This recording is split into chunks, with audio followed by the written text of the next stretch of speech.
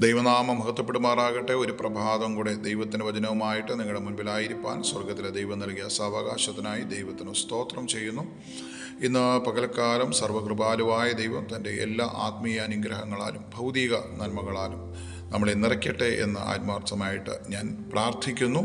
ദൈവം എല്ലാവരെയും സഹായിക്കട്ടെ. പ്രിയപ്പെട്ടവരെ, ഇന്ന് പകൽക്കാലത്തെ ചിന്തയ്ക്ക് വേണ്ടി ഞാനൊരു വാക്യം വായിക്കുവാനായിട്ട് ആഗ്രഹിക്കുകയാണ്. സങ്കീർത്തനം 2-ാം അധ്യായം എൻ്റെ 12-ാമത്തെ വാക്യം. അവൻ കോപിച്ചിട്ട് നിങ്ങൾ വഴിയിൽ വെച്ച് നശിപ്പാതിരിപ്പാൻ പുത്രനെ ചുംബിക്കുവിൻ. ആമേൻ. നമ്മളെല്ലാം ഒരു യാത്രയിലാണ്, ഈ ലോക യാത്രയിലാണ്. Praise the Lord. നമുക്കറിയാം, യാത്ര ചെയ്യുന്ന എല്ലാ മനുഷ്യനും അത് കരയിലാണെങ്കിലും കടലിലാണെങ്കിലും ആകാശത്താണെങ്കിലും വഴി ആവശ്യമാണ്. വഴിയില്ലാതെ ഒരു മനുഷ്യന് യാത്ര ചെയ്യാൻ കഴിയത്തില്ല. യാത്ര ചെയ്താൽ നമുക്കറിയാം അത് വളരെ ദുർഘടമായിരിക്കും. നമ്മുടെ ഡെസ്റ്റിനേഷനിൽ നമ്മൾ എത്തിപ്പെടുവാനായിട്ട് വളരെ ബുദ്ധിമുട്ടായിരിക്കും. Praise the Lord. അപ്പോൾ വഴി അത് ഒരു യാത്ര ചെയ്ത മനുഷ്യനെ സംബന്ധിച്ചിടത്തോളം വളരെ അത്യന്താപേക്ഷിതമായിട്ടുള്ള ഒരു കാര്യമാണ്. നമുക്കറിയാം, ദൈവം നമുക്ക് വേണ്ടി വഴി ഒരുക്കിയിട്ടുണ്ട്.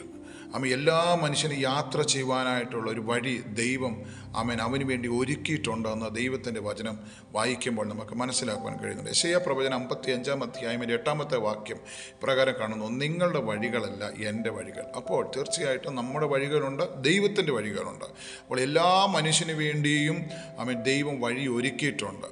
എന്നാൽ നമ്മൾ ആ വഴിയിലൂടെ യാത്ര ചെയ്യുവാൻ തയ്യാറാകുന്നുണ്ടോ, അല്ലെങ്കിൽ അതിന് നമ്മൾ ഒരുക്കമാണോ എന്നുള്ളതാണ് പ്രസക്തമായിട്ടുള്ള കാര്യം. നമ്മൾ ദൈവത്തിൻ്റെ വഴിയിൽ നടക്കുവാൻ തയ്യാറായാൽ ദൈവത്തിൻ്റെ വചനം പറയുന്നു, ഹല്ലേലൂയ, ദൈവത്തിൻ്റെ വഴി തികവുള്ളതാണ്. തികവുള്ളതെന്ന് പറയുമ്പോൾ ആ വഴി എന്ന് പറയുന്നത് നമ്മളെ നമ്മുടെ ഡെസ്റ്റിനേഷനിൽ നമ്മൾ എത്തിക്കുവാൻ പര്യാപ്തമായ വഴിയാണ്. അത് നമുക്ക് വളരെ കംഫോർട്ടബിളായിട്ടുള്ള വഴിയാണ്. അത് നമുക്ക് യാത്ര ചെയ്യുവാൻ പറ്റിയ വഴിയാണ്.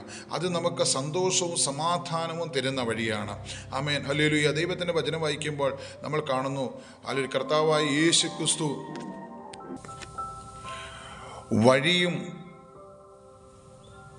വഴിയും സത്യവും ജീവനുമാകുന്നു. അപ്പോൾ കർത്താവായ യേശു ക്രിസ്തു വഴിയാണ്. അത് നിത്യജീവനിലേക്കുള്ള വഴി മാത്രമല്ല, ഈ ലോകത്ത് ഹല്ലേലൂയ നമ്മളെ നടത്തുവാൻ, അല്ലെങ്കിൽ നമ്മളെ സംരക്ഷിക്കുവാൻ, നമ്മളെ പരിപാലിക്കുവാൻ നമ്മുടെ കർത്താവ് മതിയായവനാണ്. അതുകൊണ്ട് സദൃശവാക്യം പറയുന്നു, നിൻ്റെ എല്ലാ വഴികളിലും അവനെ നനച്ചുകൊള്ളുക, അവൻ നിൻ്റെ പാതയൊക്കെ നേരെയാക്കും. പ്രിയപ്പെട്ടവരെ, ഇന്ന് പകൽക്കാലം ഈ വചനം കേൾക്കുമ്പോൾ ഹല്ലേലൂയ, നമ്മൾ നശിക്കാതിരിപ്പാൻ നമുക്ക് ആ പുത്രനെ, ആ യേശുവിനെ ചുംബിച്ചുകൊണ്ട് നമ്മുടെ വഴിയിൽ അവനെ നനച്ചുകൊണ്ട് ആ ദൈവീകമായ വഴി നമ്മൾ ചൂസ് ചെയ്തുകൊണ്ട് നമുക്ക് അവൻ്റെ വഴിയിൽ യാത്ര ചെയ്യാം. തീർച്ചയായിട്ടും ഈ ലോകയാത്രയിൽ ദൈവം നമ്മളെ സഹായിക്കും എന്ന് മാത്രമല്ല, നമുക്ക് വേണ്ടതൊക്കെയും നൽകി തന്ന് ഹല്ലേലൂയ നമ്മളെ എത്തിക്കേണ്ടിടത്ത് എത്തിക്കുവാൻ നമ്മുടെ കർത്താവ് മതിയായവനാണ്. നമുക്ക് ഈ ലോകയാത്രയിൽ, വഴിയാത്രയിൽ നമുക്ക് തരേണ്ടതൊക്കെ നൽകി തരുവാൻ നമ്മുടെ ദൈവം വിശ്വസ്തനാണ്. നമുക്ക് ആഹാരമാണെങ്കിലും വസ്ത്രമാണെങ്കിലും പാർപ്പിടമാണെങ്കിലും നമ്മുടെ എന്താവശ്യമാണെങ്കിലും നമ്മൾ ചോദിക്കുന്നതിലും നനയ്ക്കുന്നതിലും ഒക്കെയും അത്യന്തം പരമായിട്ട് നമുക്ക് നൽകി തരുവാൻ നമ്മുടെ കർത്താവ് മതിയായവനാണ്. അവനിൽ നമുക്ക് ആശ്രയിക്കാം.